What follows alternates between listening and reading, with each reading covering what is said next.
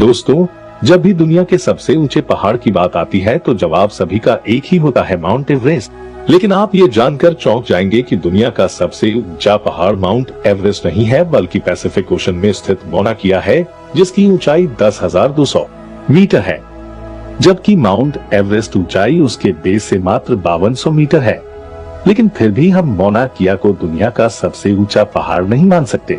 ऐसा इसलिए क्योंकि मौना किया का बेस समुद्र के अंदर से शुरू होता है, जबकि माउंट एवरेस्ट का समुद्र के बाहर से। समुद्र के ऊपर से मौना किया की ऊंचाई सिर्फ 4207.3 मीटर, जो माउंट एवरेस्ट से लगभग 1000 मीटर कम है।